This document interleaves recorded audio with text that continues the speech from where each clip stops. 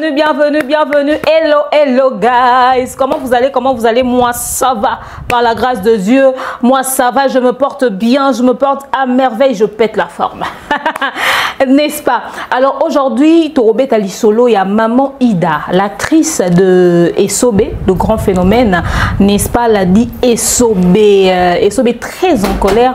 Il réagit, brise le silence. Il décide de s'exprimer sur l'humiliation que Maman Ida l'a fait subir au micro de Leader Amissi. Comme vous le savez, Leader Amissi s'est transformé en chroniqueur des autres comédiens. Il commence à poser son micro devant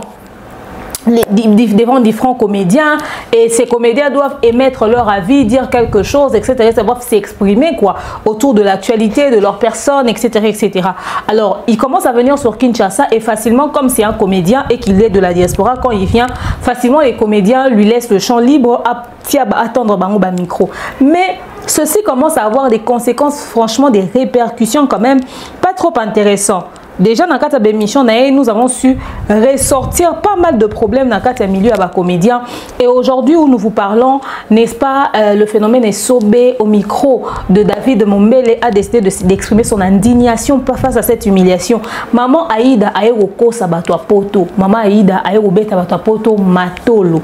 N'est-ce pas? C'est de ça qu'on va parler tout au long de cette vidéo et de bien plus encore. Nous allons en parler. Attachez vos ceintures, installez-vous confortablement, vous en aurez certainement besoin. Parce que la dit Esobé a beau sanité qu'on martelé sur le comportement de Leader Amissi. Esobé dit ceci, que Leader Amissi est un homme très problématique. Déjà, tant qu'on a approché, mais en réalité, on a décelé une marmaille autour de la personne, n'est-ce pas, de Leader Amissi. Balobi, il est faux, il n'est pas vrai et c'est un sémeur de troubles. À chaque fois qu'il approche les comédiens, il se trouve qu'il soit un homme très problématique en réalité. Et aujourd'hui, Esobé dit être combattu parce qu'il y a l'ingame Lisboy Fondation en Italie. Est-ce que Lisboy Fondation Lelo est Soribake Italie? Est-ce que Samba a OCP ça toujours public? Est-ce que Maman Ida a OCP ça sous public? Est-ce que Bazar à la hauteur il y a aussi un spectacle libanais à Mboka? C'est de tout ça qu'on va parler. Opportunité à Poto Olade et Soba Zui récemment à Romo Keneva et vient à Poto à faire profiter un groupe na ba comédien il y a groupe nae. Est-ce que vous portez préjudice? C'est parce que déjà baba nzonzinger te baba to internet te baba locaux. Est-ce que baro ki maé na poto te amemangamuna producteur? Ba question on se posait ça est belé autour de cette affaire. Attachez vos ceintures parce qu'il y a à boire et à manger. On se retrouve tout juste après ce spot. Continue d'ambongo na facilité et commune Lissanoé grâce à TapTapSend. Et oui, ma communauté, vous êtes en Europe, au Canada, aux États-Unis et vous souhaiterez envoyer de l'argent vers la République démocratique du Congo ou le Congo-Brazzaville, c'est très simple. Téléchargez l'application TapTapSend, demandez le numéro de téléphone de la personne à qui vous voulez envoyer de l'argent et rassurez-vous que cette personne a Orange Money, M-Pesa, Airtel Money ou MTN Money.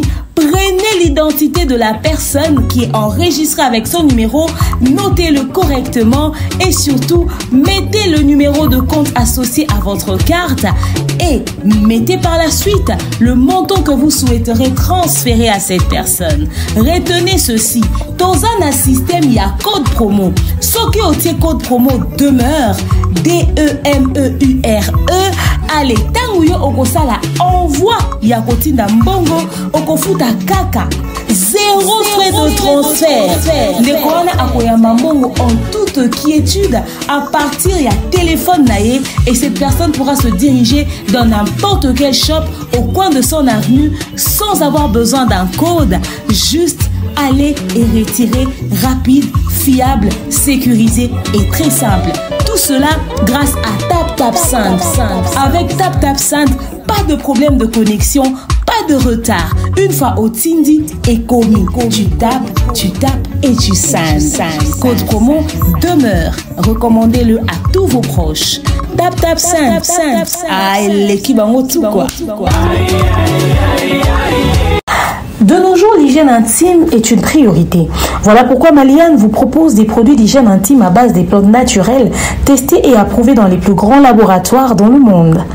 Maliane vous propose des thés de fertilité pour hommes et pour femmes, du thé pour bain à vapeur after accouchement pour soulager les maux de dos, gel intime pour hommes et pour femmes, produits pour les règles douloureuses, fibrome, endométriose, polykystie, myome, resserrement du muscle du vagin, trompe bouchée et j'en passe. Vous avez également des produits qui vous aident dans tout autre type de soucis gynécologiques que vous pouvez avoir. Ceinture abdominale, vous avez les protège-slip, les bandes hygiéniques et tous ces produits sont disponibles sur notre site www.maliane.com. Passez vos commandes à travers notre numéro affiché directement à partir de notre site et vous serez livré partout dans le monde. Maliane, pour une hygiène intime parfaite. Voilà, nous sommes de retour, nous sommes de retour, nous sommes de retour. Bienvenue à vous la famille, j'espère que vous vous portez bien, ça va. Alors, comme vous l'avez constaté, nous utilisons TapTapSand pour notre Nambongo. Vous qui êtes en Europe, au Canada, aux États-Unis, Mars et Style Raté, Style à Boupia. Merci à toutes les personnes qui ont utilisé TapTapSand avec le code promo demeure.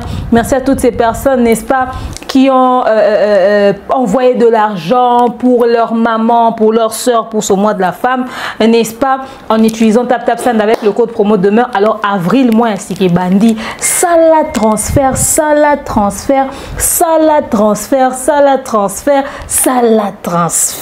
avec le code promo demeure toujours. Ya Osaranate, code promo ya Mousouni, n'est-ce pas, on envoie l'argent avec TapTapSand et merci à vous les consommateurs des produits d'hygiène intime de Maman Maliane. Tababi moi si assez à makolo solo à la ralisou souté.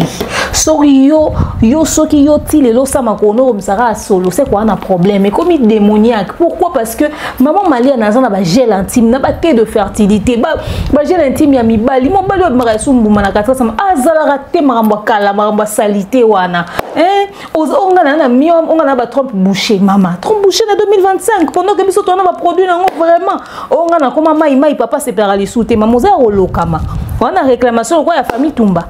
Non, maman nanga, il faut saler la produit Maliane. Il faut saler la parce que ma produit Maliane, ils ont pas produit à jeter, ils ont pas produit à Moussouni, pas produit à Kafou. N'est-ce pas? Bah règle douloureuse, tu te tords des douleurs. Calm down, guys. Faut se calmer, il faut se calmer. Donc ça les là va produit malien et au salaire bien bota mema bana mema ba bébé. Donc voilà. Alors on va n'est-ce pas rappeler que derrière moi vous avez la Onems Foundation de Monsieur Cédric Onemachako, mon tété la Moussouni, mon tété la maboro pété, papa maboro banque, mon tété la kabakalia rana batu, Cédric Onemachako, n'est-ce pas, mon tété la pembe, mon tété la propre, mon tété la intellectuel. Quand je parle de Batété là, je pense à mon amie d'enfance, ma copine, camarade Nanga, la sœur Rachel Agné, ma pasteur. Mbote na aussi aux amis, n'est-ce pas? N'a que concert aux États-Unis avec le frère Michel Bakendela qui bien par la grâce de Dieu. Voilà. Alors, Batété là, le roi a pessimé son mbote les loboy. Le roi a pessimé son mbote les loboy. Na banda peka mba mbote. Na kenepe mba mope na mbote côté à Congo central to banda na maman Karine Kini et toute la famille Kini na pesi bango mbote sika bazwami et mba mona kepa babokulaka na kepa papa Gibompongo papa Caviar na pesi mbote sika zwami le sponsor sans produit n'est-ce pas na kantia patine Saraza kuna na Canada na pesi dano no ela madinga madi love maman la bana nae n'est-ce pas na pesi mbote la grande sœur de cœur d'amour ma grande sœur propre Batikayo. Voilà, je pense à Ursi Péchang à Black Line. Merci pour notre conseil. Belé pour eux, pena côté va conseil na kanisi sous le coach d'Acosta également. On a pesi open bote. Excusez moi, on a pesi nombote. On a pesi nombote. N'est-ce pas? Vient nga moko gesho ingange gesho spawn mon ami décor. On a pesi nombote. Voilà, bosé belé na nga noming na nga ba comédien tout. Voilà, maman Patemka, maman Divini Kali, pourquoi pas maman Etiel Ngoma, maman Maboko pété. Christelle de Dios, Priscilla Yondo, Jamila, Alonso de Jésus, il s'appelle Jonathan Kalonji, le beau et fructueux futur millionnaire. Vous avez bien dans vos commentaires, n'anga beaucoup melanga pe mingi mingi na WhatsApp, te beaucoup melanga mingi mingi na WhatsApp pour na ganga ba comme na pour na dédicace Rabino, le roi ba mi fimenga mon ami, salutations à toi maman, Marlène Massia, bisous à toi là où tu es. Boni ba sanga beau frère. Na be fonso na billet d'avion, na fona ya. N'est-ce pas? Donc voilà, na pesi no tumbo te ba maman Nancy, na pesi maman Nancy mbote. Manancy tobo manancy. Donc voilà, Manancy na France na pesi mbote, maman Chantal Coupa également. Donc voilà, bref. To bandali kamuna biso lelo. To bandali kamuna biso ya lelo. Il y a quelque chose qui se passe au sein du groupe de Ladi et Sobé. Si la meilleure patronne qui est Sobé, point d'interrogation. Maman Ida tango tangi kombo ya sila face ya Sobé. Ezaki no ndenge nini to koma kuna. Menga na lina banana sujet mo ya pete. Ladi et Sobé alobi akomema ba acteur nae napoto incessamment. Avant na lobalikam na pe sa vie na ngana likambwana. Bah comédien, moi je suis contente d'une chose, de l'évolution qu'il y a au niveau des comédiens. Tala, tokende pai tozonge pai. L'évolution est très positive du côté des comédiens. Au-delà, il y a des conflits, il y a des penchants, etc., etc. Au monde que aujourd'hui nous avons des comédiens qui travaillent.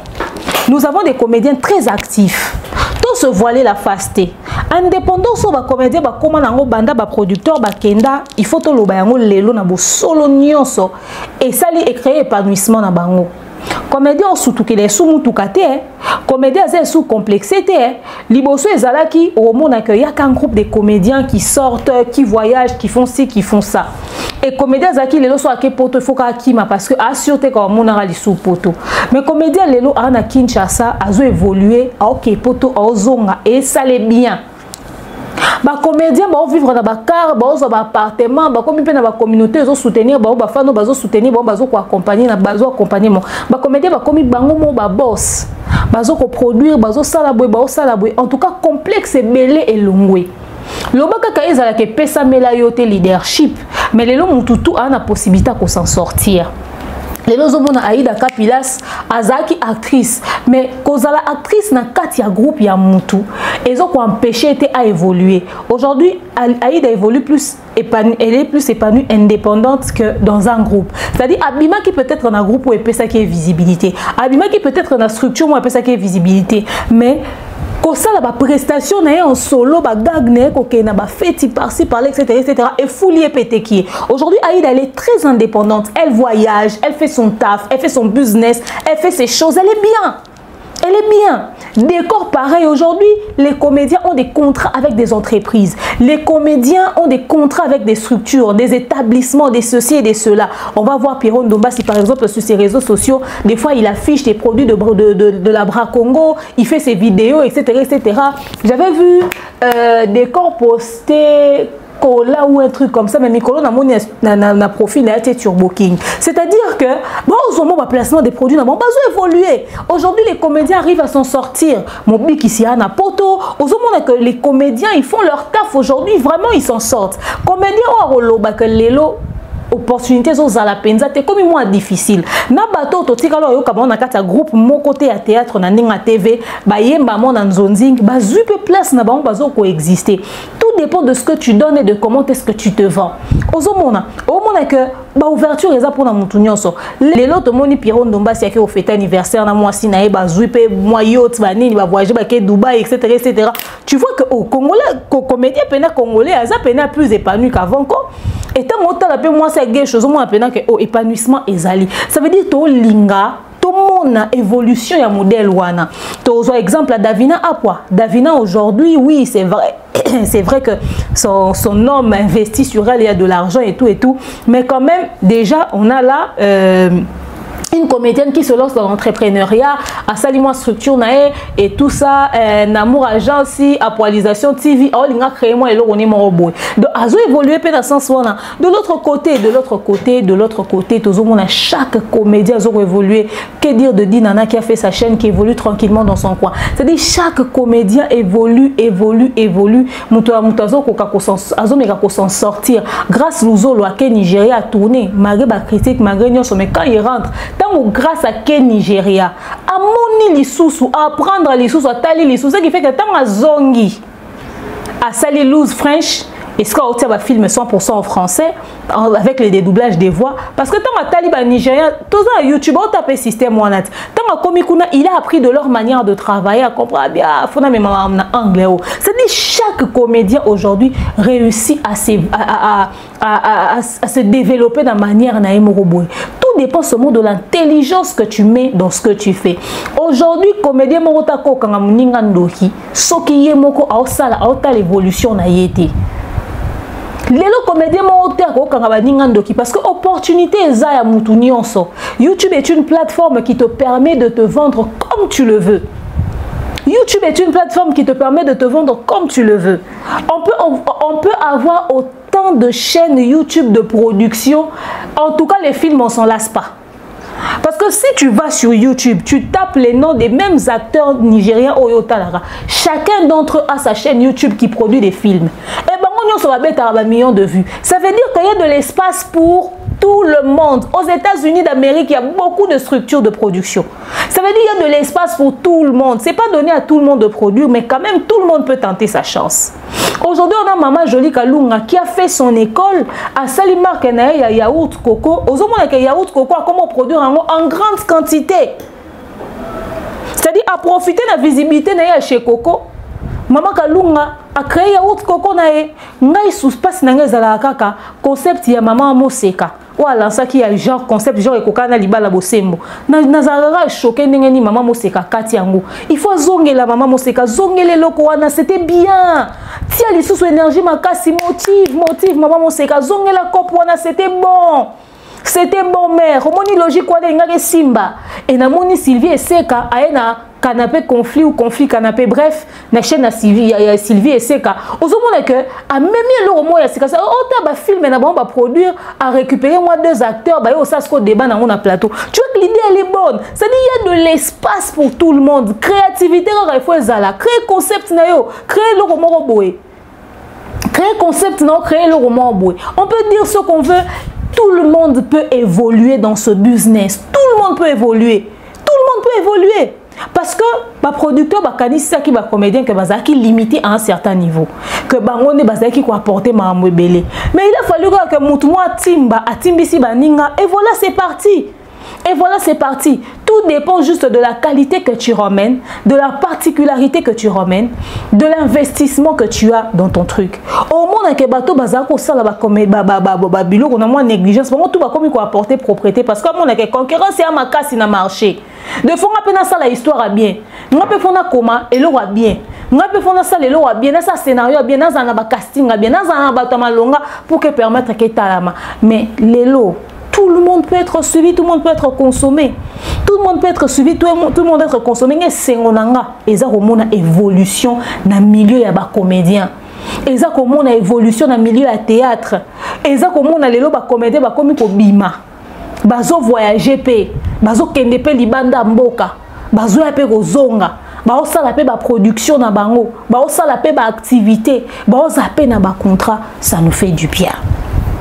Merci na ba producteur parce que tant bino boye bo fongoli ba comédien pe misu. Merci pe tant bo moni que place na mneze souté bokei bo tigeli ba espace na bango ya ko exister. Il est vrai que beaucoup de producteurs sont derrière ba conflit belé ou ils ont les réseaux sociaux mais qu'on se dise une vérité, c'est que en tout cas indépendance il y a des comédiens et aider mon épanouissement dans bango. Mais est-ce que tous les comédiens sont épanouis? Ça c'est la vraie question qu'on doit se poser. Tous les comédiens ne sont pas épanouis. Il y en a qui n'ont pas eu la chance de réussir parce que talent est qui moukier, parce que chance est athée, tout est réclamation familiale. combat est au niveau nini. Alors, puisque nous en parlons, suivons cette vidéo de maman Ida du groupe List Boy Foundation de Ladi et Sobé. Suivons sa vidéo, on se retrouve juste après. Naza et pas une List Boy Foundation depuis 2003. Nenga a formola List Boy Foundation nga naza toujours. Mais na carrière nanga tilelo na bénéficia et le côté. Bongo théâtre ba ofutanga soki muto abenginga bagage. Bongo mbongo bagage osalani. Et ça le lot tem taper so mbongo ya bagage ça quoi azong c'est le transport ozonganda. Lobi bana ba meliti osombi bien sur defa mapa ofuti nyongwa mapa. Ozuli suma pa mususu po bana ba melati. Loko te nazani na pusu, nazani na brouette, nazani na moto, nazani loko te et puis moi kutu na zala na ndako pena. So moni ndako nanga. Olela bimisi ma miso. Na muke na zwaka na bombaka. Nde na zwa studio, na futela na studio, na kata rideau. Et puis ma chambre et salon. Mais nous avons soutien, nous avons possibilité de que nous avons que maman d'artiste a sepeli sarabato a long la rabat basse crèche que nous avons vraiment la place. Yo so yé. Oyaka kuna to sala émission na Petro Congo na kati kuna. Kota rai. Mon kuto kama maman de yo fanda koto. Star lokola yo. Ah. Na fanda côté kuna selon possibilité. On a na zuilak. Donc na muke on a na zwaka kuna zwaka ndaku ba millier wana. Na futa ndaku wana, na futa $20. $20. Na futa ndaku na $20. Eza kasi na montant oyo so kamwana, eza montant oyo ekoki na ndaku nga Ida na zo vanda. Na bana. Na otangisa bana, na olesa bana, na obokola bana. Mama pe azali na bomo ina mboka oyoka kuna mama zobela tinda boye nyoso wana ezani siko yo zana ngote nazara kaka na bana na balate nazara mbaite mais bana bazali bana baza 4 nazala na bango baza 4 garçons moko 3 filles na bana ngai nde to kata rideau et bima chambre salon na bana basi na olala na chambrette garçon azolala na salon et puis milliers oyo ngana za mbula soke beti so enanda kuna ngomona kiti te ba kiti beba ekota mai donc mai etonda kama kasi so mbule beti bole kate oui yomo mona kito ke sote ba mai donc so mbule beti bole kate mai o wana mai anjili Mayanji ezokote la bino esala ba retour na mapanga. Moi bino ni sukuna ba mai ba kiti au moins que boza la likolo en million na mingi banda ko étage likolo mingi bazora likolo. Siko ngai na façon na o ndenge na zuila kana zo moi studio na ya mukeka bongo na futa $20 soki mbule ebeta mai ezokota ebe saba kiti tapi télévision et beba stabilisateur et beba et puis que na monde aroyo ezana mingi bazo bénéficier ezana mingi pe ba souffrir na kati bato ba souffrir ngana za na monde a oui na bato ba souffrir ngana za na kati mais bato ba fanatique ba mo ba ibike na monde théâtre bato ba fonga meza bato boye bato pe ba za ya fonga teza bato boye oni bato na bwa kaka liboso na zaka ko zo pena ba code ozo mo penza na zui code penza na zui pe mbongo nde siko na mayele wana ya ba fanatique nanga ya poto bazaka otinda ba Claudine Nzongo na papa Ndre Mavitidi ba Alain Miller ba Ari Miller kwengenda tangu ba zo tindela ngai mwa mikena ngai wana nde yango siko etinda kanga ina pesa garantie ya ndako ya place naza 5 plus 1 donc ceux qui batindelinga na sombeli bana bikedi masangu bidon mafuta na tena ndako kunali pona zwa moepe ya kobomba so ipe mutu mususu abengi atindeli ngai mbongo kaka nde wana nde yaka kokoka garanti na sombi pe mwa bakiti na tena ndako na sombi television siko na minute na je biso so yena ndako nanga okomona kiti te okomona television te ekota ba mai apart wana mutu azo benga nga lisusu na ba film na ye eza mama na biso leki na ngai ndeko na ngai Sila Bisalu donc so tal na baku nazali nazo tourner na baku film ne oyo Sila nazala ki abenga kinga na tourner en tout cas merci vraiment na Mams merci na ne ozo reconnaître ngai oyebi ke nazana bana mwa mutu ozo pesa nga soki na ye retourner ezosunga ngai nzambe apambola yo Sila Bisalu vraiment merci merci pe na bato nyonso oyo babengaka nga ke mama ida ya otourner bagaki mpo nazwa mwa 100 francs na pesa mwana ou bien nasomba bakaye to uniforme ou bien bapesaki basenga travail manuel bien nini ezosunga ngai pe kaka neti boye naza na guerre na mama lopango moi on a koki kofuta ndako Maïda $20 na solo bavé mais nazo tourner te kwa niko yokisa biso solo na tourner te mikolo ba tournage ça te na ebite peut-être pour na matanga toza nango ba bloquer na tournage to tourner te en plus na uti pe kokufela Maman Ida, une actrice très talentueuse parmi ma maman na biso ya théâtre au total na List Boy Fondation, enfin excusez, j'ai envie de le dire en anglais, List Boy Foundation en français. Maman Ida, l'une des bonnes actrices yambora na biso to kolina maman Ida kanuna quoi anuna raté parce que biso bando mona maman Ida maman banda ka to bando tale to mona ke ka mama ça le maman kalunga banda to bando kula to mona ke kaka mama c'est quoi lelo to comment réaliser que oh elle était très jeune à l'époque où on l'appelait maman Kalunga, c'est l'image qu'elle avait mis qu'elle a laissé dans nos têtes au fait et on se demande si lelo nda komi moi mukezo kalanda zara mukolo on a l'impression que maman Kalunga a même rajeuni au fait. Bref, alors maman Ida nandeko leader à Missy ça comédien évoluant à la diaspora. Il vient de temps en temps et tout. Il a fait le théâtre, c'est vrai, mais il s'est plus démarqué dans les sketchs, dans les gags, dans ces trucs sur TikTok. Faudrait dire que TikTok a donné de la visibilité à beaucoup de personnes qui n'ont pas pu avoir de la visibilité dans le théâtre normal, il y a TV, vraiment dans TikTok, bas de visibilité. Donc du coup, leader à Miss, il vient de temps à autre, il vient et tout, il fait des trucs avec pas mal de personnes. Mais là, dans ce sujet, leader à Miss reçoit Maman Ida. Maman Ida parle de son parcours, Maman Ida parle de comment est-ce que ça se passe pour elle dans List Boy Fondation, etc. Mais ce qui nous intrigue, c'est une autre partie du débat qu'il y a eu dans leur conversation. Maman Ida nous fait part d'une situation, de son vécu. Maman Ida nous révèle qu'elle ne vit pas dans des bonnes conditions. Là où elle vit, ce n'est pas confortable, ce n'est pas propre. Et ça bien été. Et Maman Ida dit que non seulement ils ont confortable, non seulement ils ont bien été, mais bakiti n'yon se za kopola. Maman Ida lobika que bakiti n'yon se za kopola te, a ofuti la mo anda kumoko, il y a $20.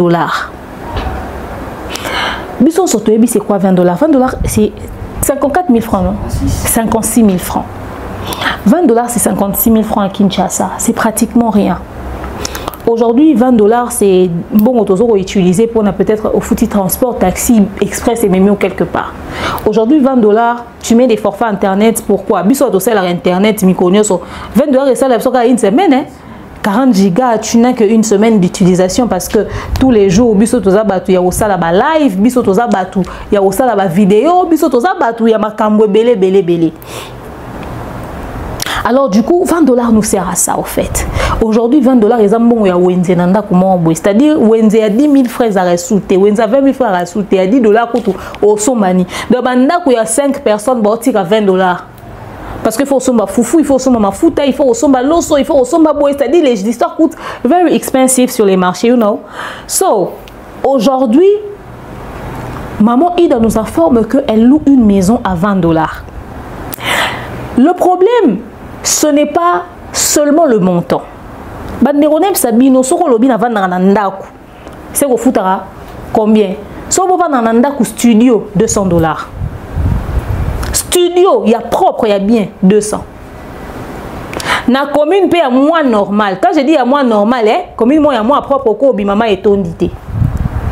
Chambre à salon, to comme mata ba 250 mata. Les autres chambre à salon à 500 $. Eza. Chambre au salon il y a 400 $. Eza. Sur le lobby, non va nanda comme ya propre, ba porte normale et tout ça, carrelé, bien plafond et tout ça, cuve toilette, chambre au salon ba 400 300 Bilo moi bon. C'est très rare de tomber sur 2 chambres au salon parce que maman il a dit qu'elle vit avec ses enfants. C'est très rare que tu tombes sur une maison de 2 chambres au salon à 400 $. So aux même il y a 300 $ et puis ils ont la douche toilette, c'est que ça ba mboudi. Mboudi mimosa. Ba quartier misika kuna ba monga fula. Mais so ko lingo vandaka upen. Pigeon. Météo. Ma campagne, magasin Bandal Bossana. Kitambo Bossana. Parce que même à Lemba, na pris on a banda ko ezate. Donc maman Ida qui a des enfants, elle est censée vivre dans une maison si elle a des filles et des garçons de 3 chambres. Si elle a des filles et des garçons, minimum 2 chambres, peut-être ba garçon ba ko là dans salon va s'organiser. Si les maisons coûtent des 500 parce que les maisons ti a ba 1000 les a. Banda kuna ba quartier le roi ba ma campagne ba 2 chambres salon 600 800 900 000. Sikoyo, ceux qui me tengent ba GB ça coûte cher hein. Ba GB ça coûte cher. Parce que maman il doit vendre 20 $. Et ça hangar. Parce que même hangar est comme un peu moins cher. Ce qu'on fout à vendre dans ndako ils na tôle na brique, na ciment. Et que ça 20 $, c'est qu'on va dans milieu moko très reculé. Genre ba milieu oh yo zozo ndako mo ezanan. Parce que si tu arrives, il fait noir, tu as peur toi-même d'arriver chez toi. Tu peux rencontrer facilement des koulouna. Tu peux facilement rencontrer... Tu es dans l'insécurité, frère. Et bien, genre, dans le quartier, oh, moi, il serait tondi. Il y a un oiseau, qui est se poli. C'est que moi, il est à donc, genre, dans le quartier, il y a un sengoka nilanga. Parce que, il y a limité. Limité, il y a bien ça côté résidentiel. Ceux qui ont sur Facebook, au poni limité. Bisika ba ok la kiso keba limité et ton namaye. Et ça banda ko limité na ba réseaux sociaux so ko lukanda ko mon encore après assez. Kendo kota. De fois appelé na be bandeli ya limité. Wana pa okuta ba prix nango ya solo. Comme tu as fait à 20 $, c'est-à-dire même pas dans quoi 100 $, même pas dans quoi 60, 50 $, dans quoi 20. Ndaku ya 20 $, maman Ida lobi na biso, ndaku ya 20 $. Wana condition nini maman Ida vivre ndaku ba soso. Azo kengela lupangu ya muntu parce que bah tu vas commencer à la bongo lelo, il te laisse surveiller sa parcelle parce que lui n'est pas là et tu donnes un montant symbolique. Ce montant symbolique permet de faire juste les entretiens de la maison. Oso boyokani yo azio pour ça la musala na lupangu nae okengela yango pe au futote mais au yombo no ya loyer yango mais azo te soit 20 $ à futaka. J'ai eu de la peine en fait. J'ai eu de la peine parce que je connais la réalité de Kinshasa. Déjà, mon tout ça va dans 100 $ et sous ma longate. 100 $ et sous ma longate. So les gens comme il y a 100 $, il y a moins bien. Il faut mata mon foula. Il faut mata vers Kogelos. Il faut mata vers la Cité Verte. Il faut mata Upen aux autres moi studio moi propre à 100 $. Mais on fout un 20 $. Vous l'avez entendu. Pourquoi cette vidéo se fait? Pourquoi Maman Ida nous en parle aujourd'hui? Qu'est-ce qui se passe? Parce que dans la même vidéo, maman Ida nous révèle quelque chose. Elle dit que Azara toujours na kati ya groupe Esobe. Tout le monde a rappelé maman Ida na ba différents gags. Ba invitarae. Comment est-ce que maman Ida bazo ko invité na ba gag a tourner pe Esobe, moi ko s'en sortir te. Abotana mutu. Papa ya bana wana. Azozo bana ne en charge te pourquoi atia bango na ndako ya bien pour bavanda na maman wana. Qu'est-ce qui s'est réellement passé au fait? Et maman Ida Zouaka. Parce que maman Ida dans cette vidéo elle nous révèle encore autre chose. Alobi, azaku tuna nyongo ya bailleur. Azoko kata ko futa penda kwa ngope ya $20 pété. Parce que ça même na nyongo ya bailleur. Si ko soki maman Ida to aza maman ok tourner gag. Maman Ida ana cacha $20 te. Ba maman Ida wana ba na $50 mata. Donc, tout ce qui est à $50, c'est-à-dire ceux qui va bengue na gag moko ba foutre $50 déjà maman il de $50 déjà $20 à loyer longwe. On a nyonga loyer ndeni. Déjà on tient $30 de côté. Il est vrai qu'il faudrait vivre au jour les jours. Siko maman Ida azwa kaka gag moko le mois. Parce que ceux qui na semaine moko a tourné à 2 gags. A des à 100. Elle peut s'organiser. Déjà $80 et éthique là. Si chaque semaine elle a au moins 2 gags. Elle peut s'en sortir. Ou bien, batuna biso, ba comment ko privilégier, ko benga na bango, bazo pour na bilongi.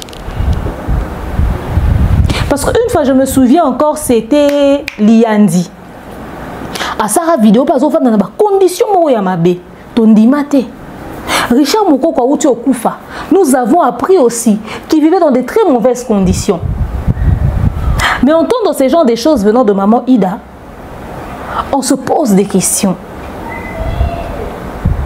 Mais il faudrait savoir c'est que Moutou a vivre un salaire au Bafutarae. Moutou s'organise en fonction à revenu au Yazouaka. Chacun fait ce qu'il peut avec ce qu'il reçoit. Tu ne vas pas faire au-dessus de tes moyens. Tu vas faire en fonction de ce que tu reçois. Maman Ida reçoit combien? Et pourquoi elle n'arrive pas à s'en sortir, à s'organiser? Pourtant, Azana Nyongo ya loyer, il y a $20. On se pose des questions. Maman Ida nous révèle autre chose. C'est que en dehors, il y a des gagueurs, une chaîne YouTube, plutôt chaîne, enfin, théâtre, na bango la Lisboy Fondation. Moutoumoussou soit bien ngaraye mingi à la rasila. Mais ceux qui des gens ont joué pas si la maman Ida si la foot a un bon belé minimum $50 maximum $100. Si la benga maman Ida n'a combien de films? Peut-être que ça non y a moko, ça c'est pas faux. Mais déjà si vous êtes à 100 cas qui pas si là, c'est bon.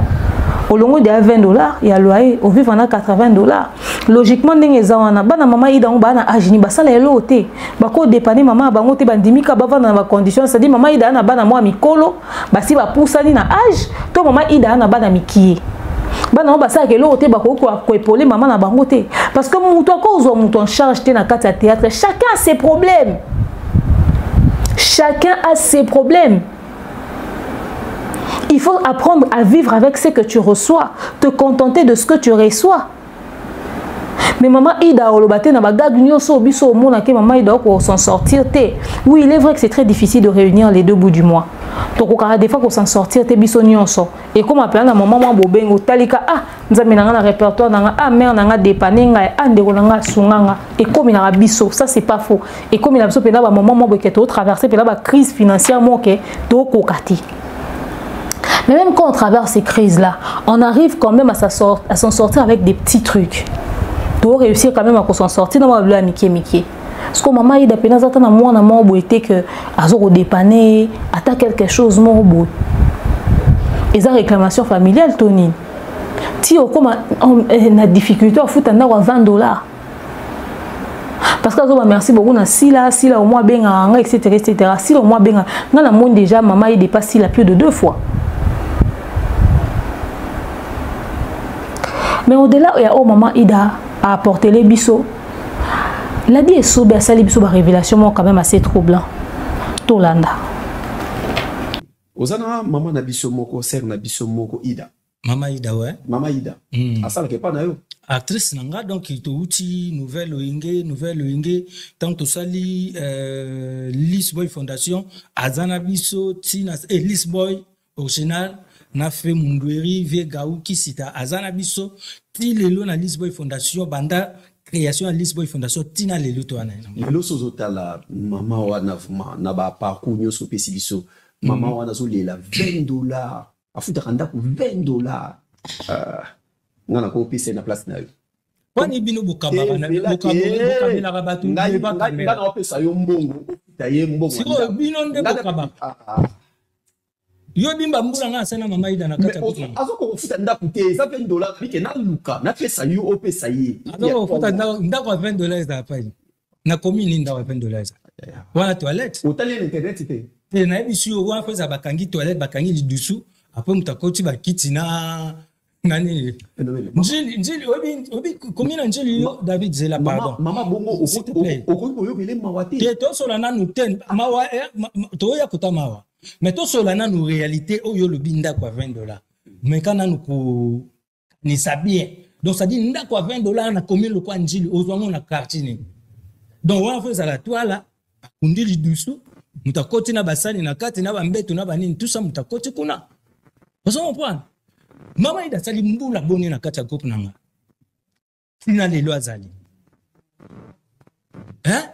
biso na ba mama Ida bien que ba sœur na biso mais to bandi na bango bilenge to ko l'ensemble ozo comprendre yango wana ozo mona bino siko pe bandeko o bozo sala ba matalana oyo bato bikimonisa bolingo to ba biloko moko ka boye po epesa visibilité epesa moi nini bato batala tout ça mais boye bi contenu te boye na ba réalité te o biso to vraiment na bakati ba groupe na biso bona kati ba groupe na bino ta muta sala ke pano akutsa mbongo epano yuzo ya bikili apoto yene loboko kana litama loboko kana litama afyo ya bo yo cha loboko na litama te loboko na litama ingola sakeza sine ya misère tant que tu beaucoup qu'on a mon nok ce que c'est nga cheka pesa position na ngai te to so sérieux to so zela etselo muku zala etselo muku mama Ida aza mère na biso asali le côté aza bien avara bien so comprendre avara bien na kati mouvement mama Ida mouvement na biso ya na problème te mais nyon surtout oyo ezaka ka photo comprendre le muku lelo lokola groupe oyo Lisboy actualité zaka ke la di esobe phénomène azo kende na bactère na ye na poto parce que biso nous tout de poto to mi mara biso batu te to aka poto peut-être to mema ba famille na biso ba na biso bandeko na biso to bengisa na poto mais groupe penza bozwi yango kebetsa bango en tout cas souvent ça la marati mais lelo lo kwa la di esobe zo groupe na ye azo mema na poto ba au spectacle na poto actualité na ba théâtre la di esobe azo mema groupe na Italie yango wana omoni ba campagne de déstabilisation et bandi to mona ango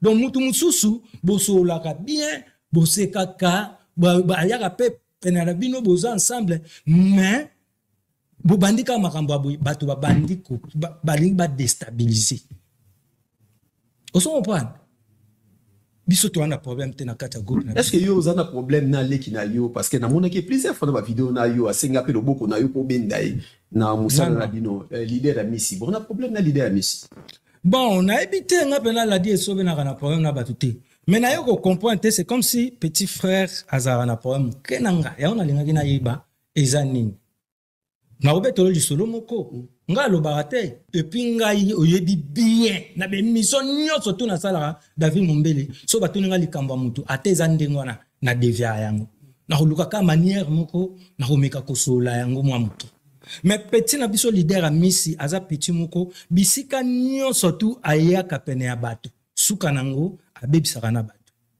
so bomoni ye mikolo wana komo kangama na bino bokangami bokangama nazoloba ba artiste comédien ebele bayebi yango c'est problématique soki mwana wana kangami na bino yeba ke suka na oli kambo ekobima biso to ya projet na biso ya les ambassadeurs na Rancia Coquiel Vie de loin nani Aïda et puis na projet to utako beta Maribel Atoyaki mais petit wana bandi oyo otala biso kaka neti mutu moko boye ayambi bandeko ne bauti Congo tozana ye tomoni ke tozwi tokotisi ye na projet ça biso est-ce que asuki sa projet wana asuki sa projet te abebana na bato nyonso surtout ngande mutu nakomaka mutu ya kobongisela bango makambo nazoloba baambassadeur tout bayebi oso comprendre c'est un petit nayebaka te oyebi même koyebana ou bien succès to ngenge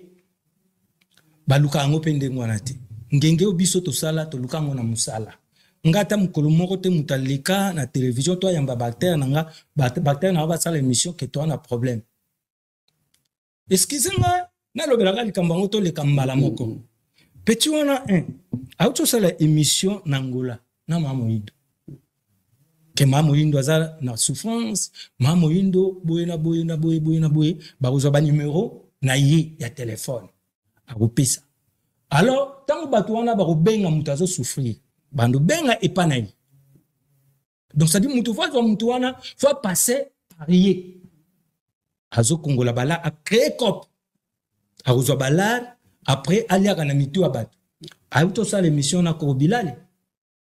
Oui, soka osala na bango problème te, mais biso na liste boy makambo wana ezate. Pourquoi sali na mama Ida?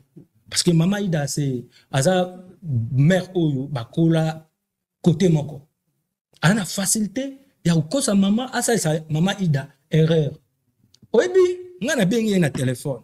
Nabi amisi. Ngana na vena.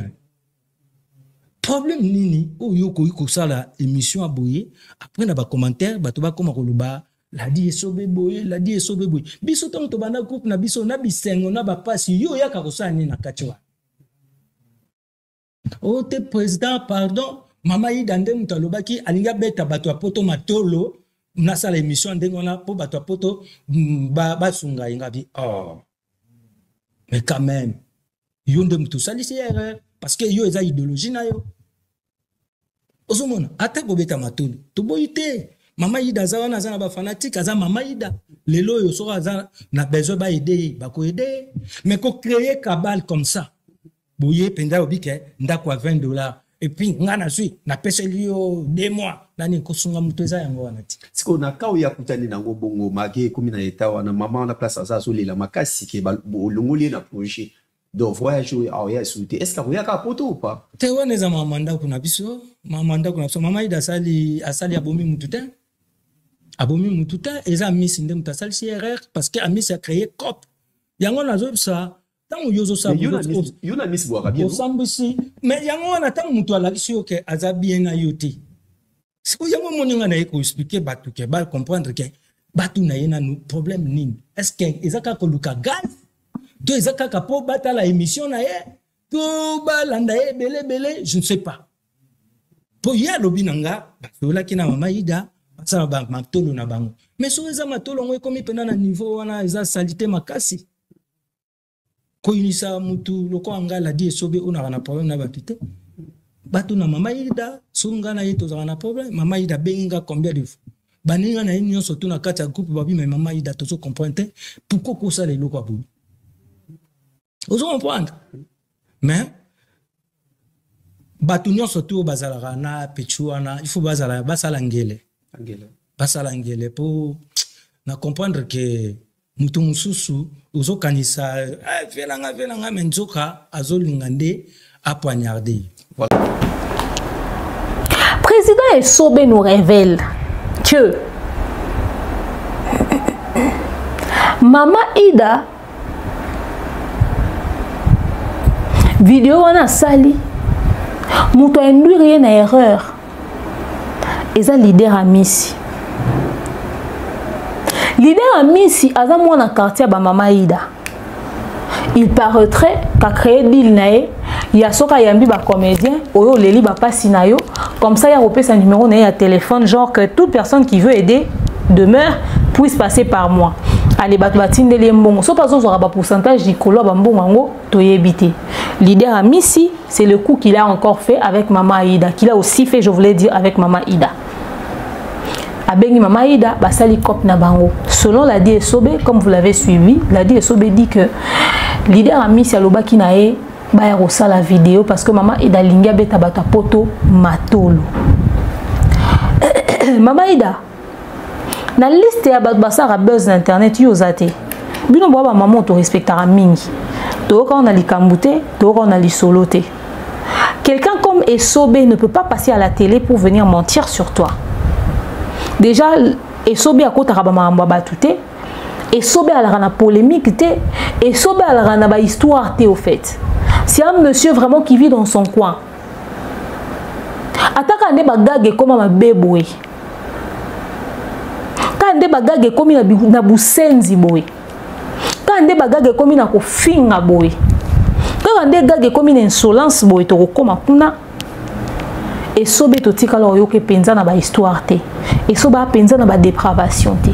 Donc koloba ke soba yo kosa pour sauver honneur na e na ndimite ka osala yango. Na mona ki pe mission Samba alekaki Samba yake oboya likambo mama Ido sali. Bino nyo son liste boy fondation bino so bozo vivre na banda ko $500 te. Bo se débrouiller. Mutolo baka na condition ya bien so ki paso vivre so ki ndeni so ndeni azate. Effectivement, na entreprise nyonso ba agent bozaka na même train de vie que ba patron te. Mukolo entreprise ayeba na kaka. Et sobe vi na ye ozaka différent. Parce que le lenge batu ba okabele sobe na le lenge batu ba okabelo e kokanate. Parce que yenda leader, yenda chef, yenda président, on en a plus d'opportunités. Attends le patron le plus gentil. Bo kabola nyonso de manière équitable. Moi de manière équitable wana. Ye sobe oleka kaka. Attends ba pesi $1000 na mouvement 500 ya ye 500 ya bino tubo kabola. Peut-être même que 700 ya ye 800 ya ye 200 ya bino. 200 ya bino. Mais aujourd'hui, Esobé vient nous faire cette révélation en nous disant qu'il nous a regardé droit dans les yeux. Parce que la caméra, ils en ont mis sous la moto à Zoroloba. Ok?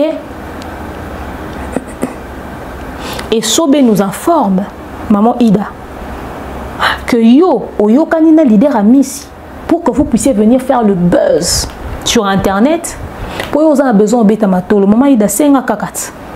Batouba Kabelo. Senga kaka bakabelo mais quoi ko kosa pour na komiti na position ya monditisme eza mabe makasi. L'internet que vous voyez là n'est pas ce que vous pensez. Les gens sont très dangereux. Mutu musu so kabelo ebite motema na eza nini. Et ndenge eza bo peut-être Esobé a leader na ma na benemi na e. O exposer pe na kati lika mususu. Eza na batu mususu peut-être ba linga raté. Ba guerre d'esprit eza makasi na musala oyo. Peut-être au pèse opportunité na ba détracteur na na binemi na ba ko nuire ba fingae yem to za ko cœur ya ba scandale te aujourd'hui ba traité d'irresponsable. Est-ce que sobe fa beaucoup lo pena mama Ida bino nyonso bo travailler ensemble bo évoluer ba tumsusu ba travailler na bino nyonso na kata ba groupe mais ba zu ba opportunité libanda ba si la oyo baza bato baza na groupe ya président Lombe mais ba bimi ba évoluer na ndenge na bango pete dina na zake pa Caleb abimi évoluer pe na ndenge na eti hein Kevin Sidney jeune garçon waza na groupe nani Sidney bima groupe nani ne bi groupe abimi la te mais aujourd'hui a pe na nini ni a sa makamut hein grâce luzo la ou te pas au samotani qui on a pas bimite. Alors ça, c'est-à-dire, acteur, il y a quatre groupes, Babimi peut s'en sortir. Oui, on n'a pas tous la même chose, on n'a pas tous les mêmes opportunités. Et toi, la même chose, briller de la même manière. Et ça, c'est pas faux. C'est une réalité, c'est un fait. Mais dans tout ça, même dans ce fait-là, c'est un fait, c'est vrai. Mais dans tout ça, tout est paille, tout est paille. Maman Ida. Même pour ton honneur, venir te présenter dans certaines positions dans les réseaux sociaux. Et à malamonté même communauté aussi bakabelo lobo ozu bango de ba rappeler que bakabela rayo pour bachola yo. Il faut faire très attention à qu'est-ce que tu viens communiquer sur toi sur la toile parce que nous sommes dans un monde toxique, dans un monde dangereux. Ça peut être une réalité que tu étais dans le besoin. Mais est-ce que tu as approché Esobé pour lui faire part des difficultés que tu rencontres? Le problème c'est aussi ça. Quand est-ce qu'on arrive à venir étaler son problème dans les médias? C'est quand en interne on n'a pas pu trouver des solutions. Yo que n'a tourné pas si là, yo ebi si la mère non koko fout attendre quoi $20 te. Sans au PC na casting, ya film na tourna qui? Ne na zabo na fout là qui en bagnongo. Ou ça qui est? Est-ce que approcher qui président Moussoussou ya groupe Moussoussou to mutu Moussoussou kaka o azwaka quand même ata moi mukie ou approcher ba collègue na ya théâtre ba Omarika bongo bazawana ba Cardozo ba na bino ba bimi lelo bazawana ou approcher bango expliquer ba problème oza na ba lukelo ata $20 te pour ça ezaka $20 beaucoup osungana nango. Est-ce que bengi président Sobé président Sai ou si bango président de nazawa non traversé ba moment très difficile. Nous avons ba collègue comédien mususu ba ke luka muninga na bon collègue comédien ba exprimer le problème ne. Ngade na zaboy. Na koza na mpiaka. Na vani natali kamara na tadi. Ako defisanga 200, ako defisanga 100, ako defisanga même $1000. No benga kamara na tadi avant na osenga na TV. Kamara na bev ako kabela nga 50, ako kabela nga 200, ako kabela nga 100 na benga kamara na bev. Kamara na mumbaya na obengai sadi no sala nanu na bato ngana na bango pembeni ba mundir baba yams na tali bandeko lango na ranango ba sarato la bazawa na tali ba collègue na nga o tozara na bango après na bimi libanda parce que yo luka $20 au comédien mo ako peso ata mwana no grâce luzolo ako pia yo on tourna pas silat. Combien de personnes ont tourné non pas si là na ba Pierrot ndomba si ba ka po tourner par moment pas si là à quoi dépanner on a $20 mami wa ta tourner pas si là muto te perique tina lo 14 ans à $20 au kabelo yo pour na nini kwa na mendicité na TV pour na nini kwa ko singa na TV Davina apwa azawanat benga mwana no Davina yebise mwana ngai pe ba bengo millionnaire na mono c'est moi structure nao mwana nga mama nawa ozo sunga bato libande eza bien menga mama no na zanga ta $20 au futa ndako benga mwana no Davina benga mwana no Linda Cote c'est-à-dire ngo za boza na bana oyo bazawana na théâtre ba ko dépanner on a $20 ba ko dépanner on a bazebele nde bazawana. Et c'était que bino so bobongi ndekono nani oyo mwana Aida ako edeote mama Kalunga ako edeote yo préféré yo senga na TV ozozanga même ko futa $20 obengi président Lombe ba lukelo solution te. À un moment donné bino mo ba comédien de bomi lukela ba problème c'est dit au boy na orgueil ki bomoto au boy ko approcher ba collègue na mais au préféré oya na on internet muto avandi sa ko na kiti avant bo sala émission il faut yebise amisi yo zo sesa émission nde na zabo na zo kokate nde na zabo na kokate bato musuba okanisa ke bayaka kaka kokunda bino baeda bino te mais yo na kati orgueil no zo mona na beta baninga na ngali solo biso na biso tozo luka la mususu monta ozo luka batu bako opeswango parce que c'est le kombala moko ezate ko bando senga bango tous les jours. Et c'est le combat moko ezate koko au salango tous les jours maman Ida. Oza muto sali carrière oza na kombo. Bilo mususu faut réfléchir sur yango. Si le président Sobé a fait révéler biso eloko moko. Si le président Sobé est en train de dire que nani leader amisi a problématique. À chaque fois qu'il y a approché un comédien, c'est pour pouvoir créer des problèmes. Approcher bino pour s'aimer trouble, pour créer des problèmes. Excusez. Approcher bino pour créer des problèmes. Tinenga avant dit ça qu'il y a une émission. Et apparemment, il y a des contentieux, il y a des antécédents entre Bango. Alors, est-ce que tu ne serais pas utilisé par le leader Amissi pour régler ses comptes à Sobé? Point d'interrogation. Peut-être que le leader Amissi t'a utilisé juste pour humilier Sobé. Point d'interrogation. On ne connaît pas ses réelles intentions. On ne connaît pas ses réelles intentions. C'est vrai que tu as bien fait ton appel à l'aide au salaire au bien. Mais quand même, Isa Babylone, il faut éviter au salaire. Parce que cette émission... Et bien, ridicule, il y a $20 au Badbaro ou aider au sala, non sunga. Ozomona. Banano ba vandi ba yoki mama zo betali sola boy. Avant to be la ba voisin. So ozana batu na kati anda kuno ba ko sungo na boma moto. Batu anda kuno ba sungota. Siko ndenge loko révélation au président Soba Sali que le leader Amissi est derrière des petits problèmes il y a un comédien. Et puis leader à Missy, toi aussi. Moi déjà ton concept là de recevoir les comédiens, je t'avais dit ça depuis le début, moi je n'aime pas ça. Je n'apprécie pas. Parce que ta manière de poser les questions avec nonchalance, et puis avec Nengemoro Boé, ils ont poussé, ils ont mis ma problème. Et puis j'avais dit ça, naloba ngo bandakan, naloba ngo pour l'émission Sarana Benita, naloba ngo pour l'émission Sarana Nanyo, na ex mami watao nani. Oh Zara mami wata na kala. Yimo kuta témoigner ka lobi azaka pe mami wata, Maxi Bondoé. Yimo ami benga mami wata. Ya Zara yango pa na ndinga solo o mususu azaka mami wata ya scène. Na obara ezaki to côté.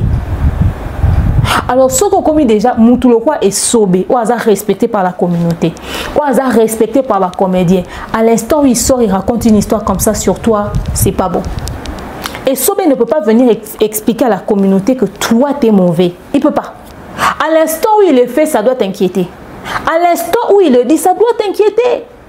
Ça doit t'inquiéter. Comment est-ce que tu peux être vu? Tu acceptes d'être vu comme un homme, comme un trouble fait au fait, comme un sémeur de trouble, comme un homme problématique. Comment? Pourquoi on dit mango? Ils ont quitté côté. Ils ont quitté côté. Si quand on marambo, sur ça l'émission, vous aurez plus du côté parcours, côté réalité. Malam Moumouta Senga Kaïba, c'est vrai. Mais ceux qui ont aidé au bêta matolo, ils ont quitté côté Mamaïda. Des fois, si on doit atteindre un certain niveau d'autorité, il faut miper sa paix respect.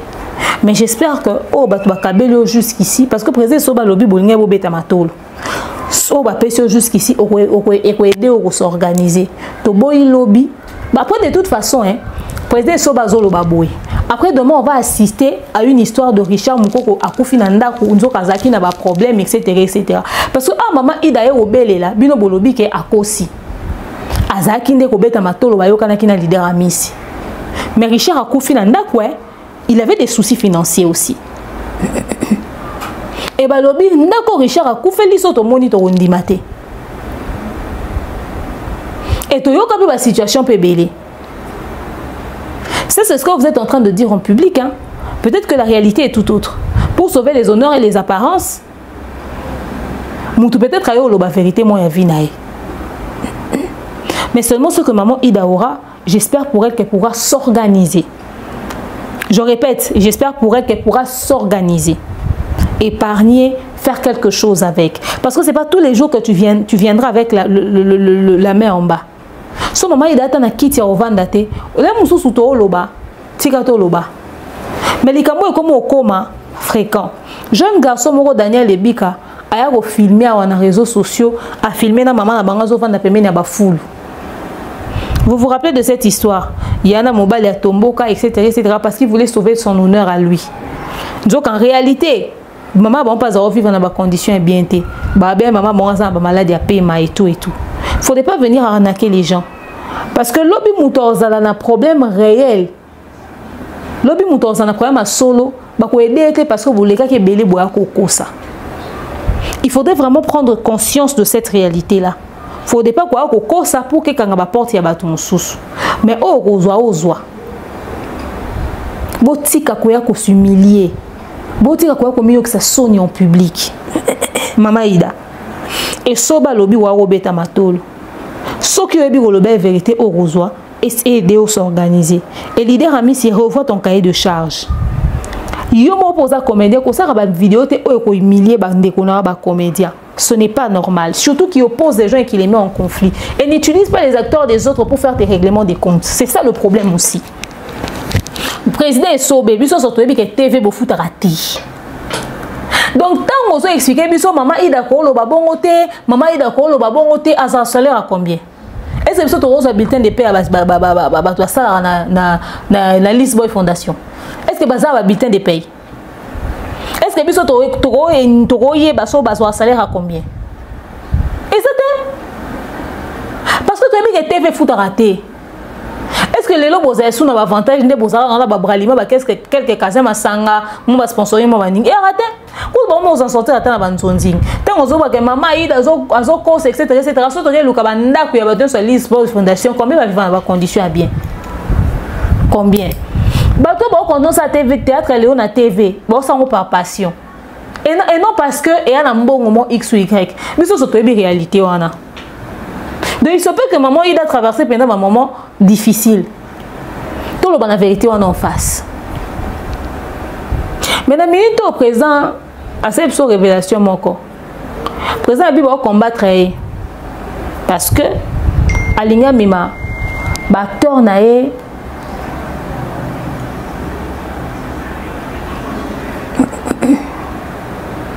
parce que aligna mima acteur nae na Italie. Tout est dans soit Italie. Président Sobé. Vous êtes sûr qu'il y a une bonne idée. Ceux qui sont musiciens au bas orchestre. Ceux qui écoutent les musiciens au bas orchestre. Bazo me mabatu. Les musiciens au bas orchestre au ils en venir. Batbo kima. Faire homme ba kimie. Fabriquer ça memi ba kimie. Et bon yo. Lisboy Fondation etikali combo. Eza suna notoriété ezaka na kalate. Et système en même bacteur na poto lelo eza mamboye récemment. Baza niveau te ya okobake neti ba acteur ba sila ya ba nini tout ça ne ba oleka ba nzonzing mikolo mamboza. On va jouer pas dire na ba visibilité ça non. Et baza niveau ba chaîne YouTube eza ba visibilité belé lelo te. On s'assure que les lots même acteurs non en Italie. On a un problème dans l'ambassade. Est-ce qu'on réfléchit sur le projet wana? En 2025, quand il est sous batnanda le roi bangoul. Bon quand on va passeport. Opportunité on est combien de fois? Dans la TV Boelis Boy Fondation est sous ma camouté hein. Yo za makamou parce que wala di est sobé au fait. Wa phénomène. Wala di sobe oza phénomène oza makambu oza phénomène wa makambu bino bosala bagage ya solo et c'est que ça batu ya solo bino bosala batu plaisir ya solo sans ba vulgarité exagérée comme lelo bio a leader wala wala yo za lo wa wera mais la différence a wera o yembate na scène yo o pratikaka. Yo za pena phénomène parce qu'on pratique ça. Ouais un phénomène il y a ba grimace, il y a moi musique mukie. Mais yo pena za na talent na nzoto yo sala pena makambo. Et tine to manda ota Lisboy Fondation to manda za ba tableau à la die sobé. Est-ce qu'on connaît si que lelo acteur non baza à la hauteur c'est que ça va na poto. Parce que lelo so il faut mima puis quoi tiki biso que son âme repose en paix ou mima samba. O mema Micho Bozo, o mema Mama Ida, o mema Sunan. Est-ce que batouana ba pèse lo batouo zela? Je ne sais pas. Ba ko préparer spectacle bien, ba comédien. Ba ça les sexe batou de manière nostalgique en tout cas, tozela binonde na Italie on a né tozela ki wera. Mais est-ce que ça risque té? Pour un bateau, ba opportunité à vie ezaki penze belete. Muto lela dia $20 au futanda rezate. A komi poto zonga. Il faut beaucoup réfléchir sur ça pour ne pas avoir des problèmes avec l'ambassade, surtout avec le producteur. Moi, je suis d'accord avec cette opportunité. Oui, nane sengoma kasi. Mais il faudrait conscience et bandero ba okende za que so boketon bozonga bo lukanzela okende. C'est-à-dire muto na $20. Yo futanda coûté à peine un bon ça passeport un bon ça démarche à voyage donc so bossa les nions so bomeme yo fele na habité na minto ka nengo le bon na TV ba famille tout comme on peut ça conseil moko bon memo ya kimata na kati aéroport kimata na aéroport kima. Alors faut beaucoup réfléchir à ça pour ne pas te mettre dans des problèmes. Si on peut facilement utiliser Ida pour venir te nuire à ton image, c'est qu'on pourrait utiliser Kabato yo mimawana. Bon, souvent on kimi sabato. Alors il faudrait beaucoup réfléchir à ça au fait. Parce que les lots, tout le bayango vérité, na ndenge ya industrie, il y a théâtre na biso, c'est vrai qu'on benga baton suba prêter aux mains fortes. Spectacle en Italie, bah oza mingi président Sobé. et puis ça peut ba samba ba mona neti micho bozope et chez Coco ezongisa qui épée moi makambo ezana. C'est vrai que sur scène, ils peuvent donner quelque chose. Surtout pour la poto de manière nostalgique. Mais moi, je parle de ton image, de ta crédibilité. C'est une lourde charge de vouloir déplacer les comédiens. Et effectivement, bon, combattre au Maka, c'est parce que le groupe est belé, mais il va tout. Jérémy, le oiseau, mais ma batou. Yo poso lingo, mais ma batou. Il faudrait réfléchir à tout ça. Il faudrait réfléchir à tout ça. Parlons de cette histoire de gag. Aujourd'hui, Sobé, s'il voyage, il va aller faire des gags. Le gag est comme une mafinga, le gag est comme une sanité, le gag est comme une bouzo bébélé. Mais tant on a la Badjamel des bouses, tant on a la Badjamel Community Club, tant on a la Nawel Madani, on a la toi on a nyo soit libanda mboka.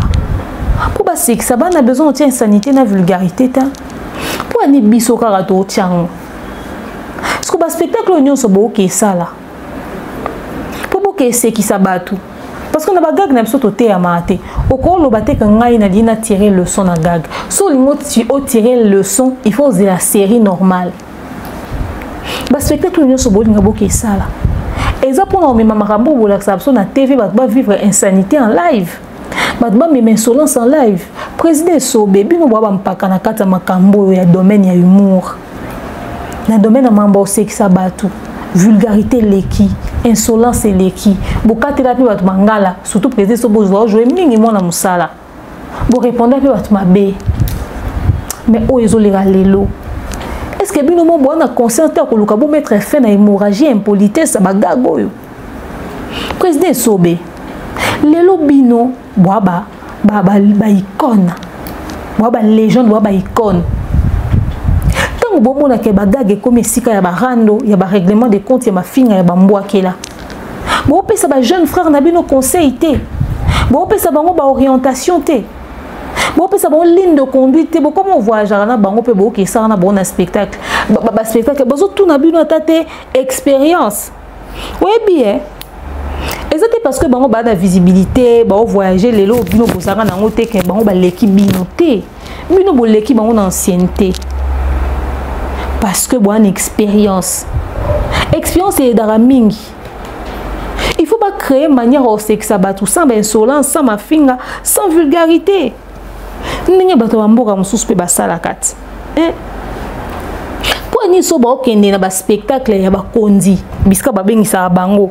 Faitement ya mwana mokonzi ya mutu mwa notoriété ya politique ou nini so ba ke kuna baba gaga insolence so basalela biso na TV basala ngo kuna te au mona ke ba oluka ba moya osekisa ba okena sans sa provocation mais so biso to ta ba on na TV ma fingo biso to ozwa na kata ba gagu wana biloko biso to ozwa généralement bato na batala ba série na ba mi bimbate hein bato na batala ba film na ba bimbate bataka peut-être ba séquence ba kata na réseaux sociaux ba yebite ke na kata séquence wana ya moni na kata réseaux sociaux sekisi ba be asekisaka ba we bate que film wana na kati peut-être dépravation ça la même kasi bana idée sur yango te bino na ba vieux fiston saïsa ibo vandisa na ba jeune frère na ba jeune sœur na bino boye kolisa bango na no métier bazonga na ba norme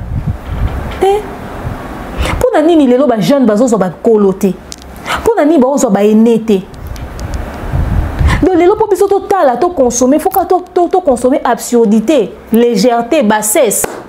Ils ont ça qui côté président Sobé bato yo romema ba pesa so spectacle gago ko se qui ça met aux en leçon na suka et non gago yo et ko apprendre bato et ko rajouter sous mauvaise éducation la société déjà assez pourrie comme ça. Donc bref maman Ida na leader a mission bosali ezala raté maman Ida $20 et au foot à loyer aux alaté mais bazo castarayo il est vrai que les temps sont durs mais c'est des choses qu'il faudrait régler et babilo mususu il faut bo vandi ça rappeler ba famille il faut bo ça rappeler ba prière parce que au bien et normal est-ce que baninga bazo réussir facilement yozo échouer quand il faut te poser des questions faut mettre un problème mais aneti na niveau nini qu'est-ce qui bloque qu'est-ce qui ne marche pas. Merci à vous tous d'avoir suivi la vidéo on se dit à bientôt.